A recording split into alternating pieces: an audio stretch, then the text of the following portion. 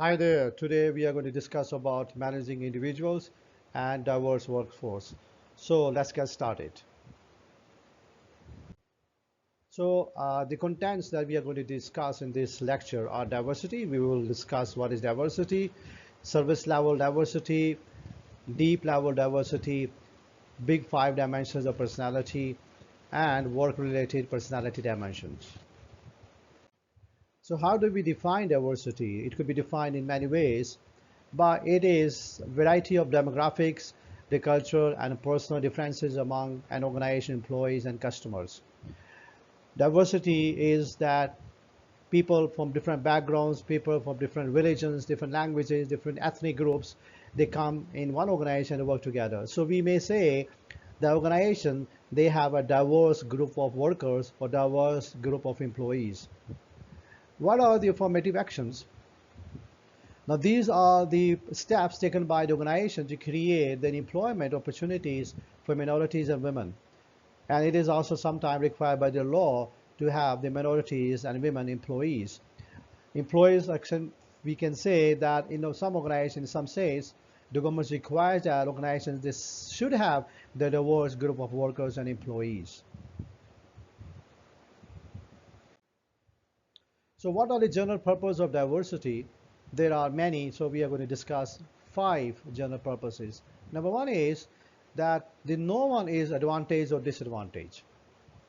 We is everyone. And number three, everyone one can do his or her work. The difference of different people, the difference of different workers and employees, they are respected and they are not ignored. Everyone, every worker in the organization, they feel comfortable. So there are in fact two main types of diversity. The one is the service level diversity and the other one is deep level diversity. So what is service level diversity? Now these are the differences such as age, gender, race, ethnicity, and physical disabilities that are observable. And they are typically unchangeable and easy to measure.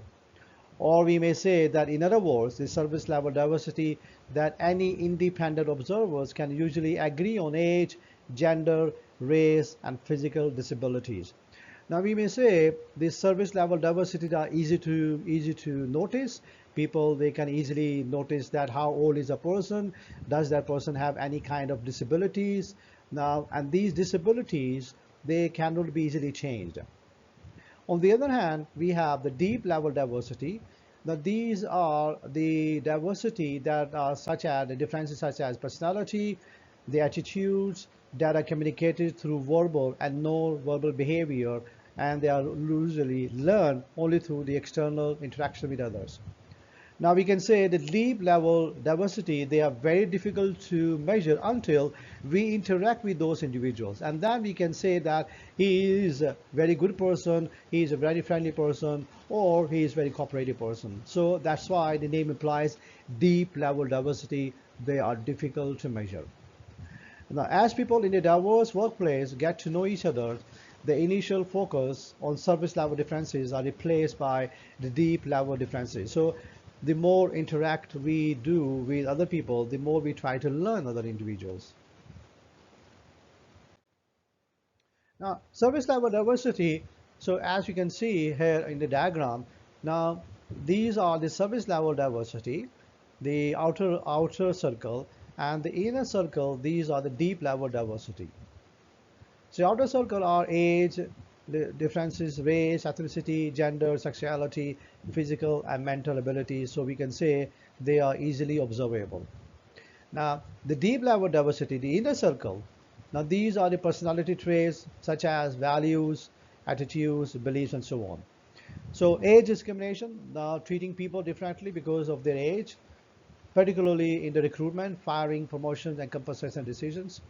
And we can say the victim of the age discriminations are always the older workers based on the idea that they cannot teach an old dog the new trick. So people of older ages, for example, 55, 50, 60 or 60 plus age, now they are being discriminated.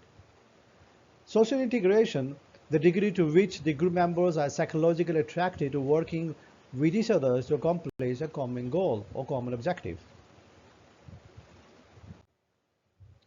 So now again, there are three different, we can say, the disabilities. Now, treating people differently because of their age, because of their gender, because of their sex. Now, there is a phenomenon that is called glass ceiling. Now, the glass ceiling is the invisible barrier that prevents women and minorities from advancing to the top jobs in the organizations. Glass ceiling, we can say that people they have reached to their top level where further promotion is very difficult. So they have reached to the top, no further promotion can be done. Race or ethnicity, treating people differently because of their race, because of their religion, because of their language, because of their caste, or because of their ethnicity. Disability, it is a mental or physical impairment that limits one or more major life activities. Now we can say the physical changes such as now reasonable accommodation for disabled workers. So what could be the reasonable accommodation that organization could have? Now they must have physical changes. For example, they such have the ramp or modifying a workplace or restroom. So they should have a separate entrance for the disabled people. There should be a quieter workplace or other changes that reduce in noisy distractions for someone with a mental disabilities. Training or other written material in an accessible format, such as a special written material for blind people. Use of hearing devices for deaf people, that is another accommodation for disabled worker. And the time off for someone who needs treatment for disabilities.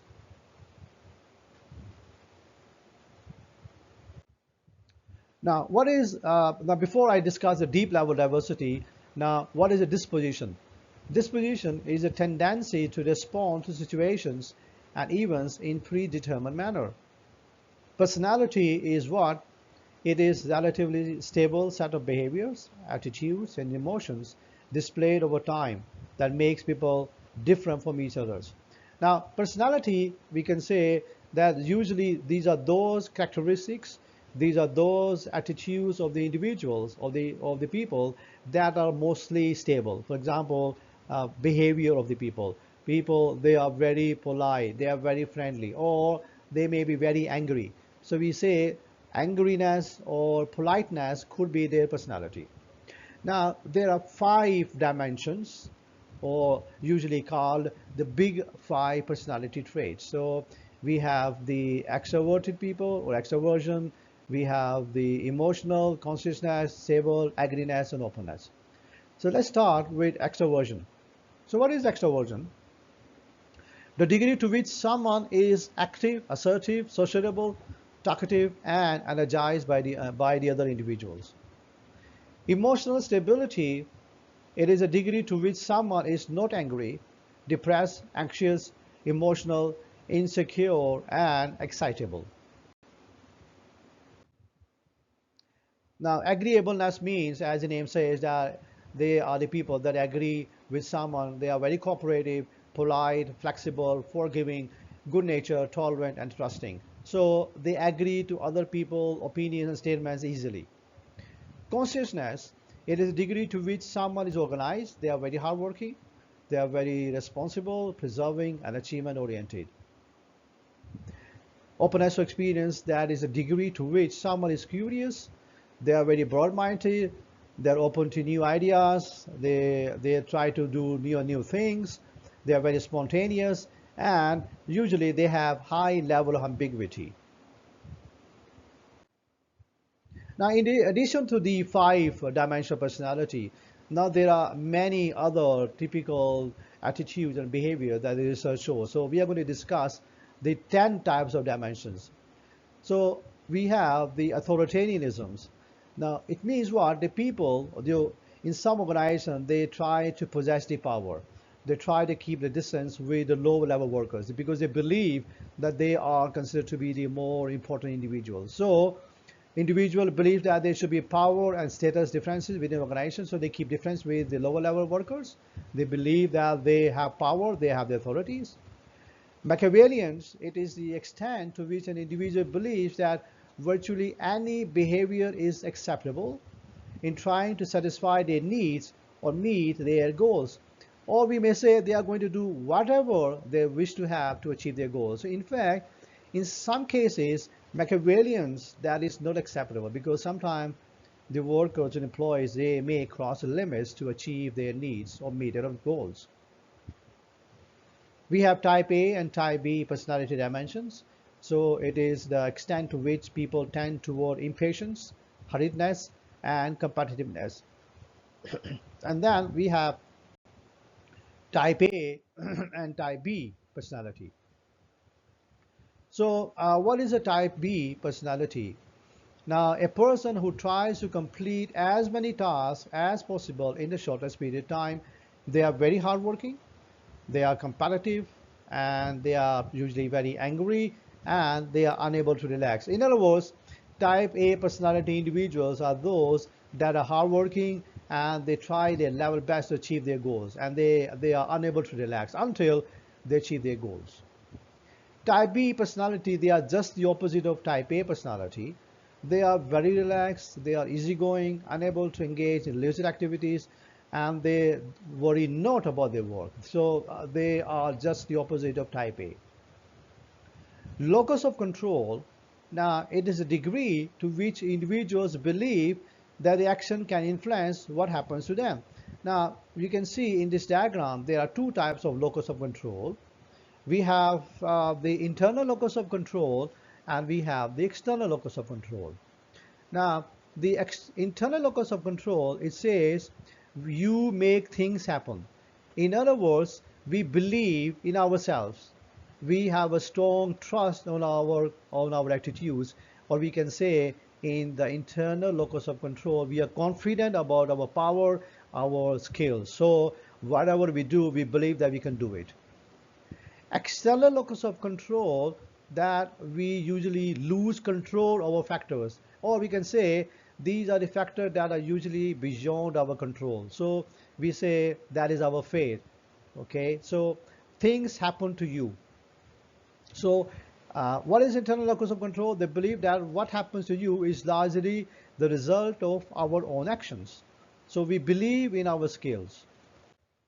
External locus of control, it is a belief that what happened to you is largely the result of factor beyond your control.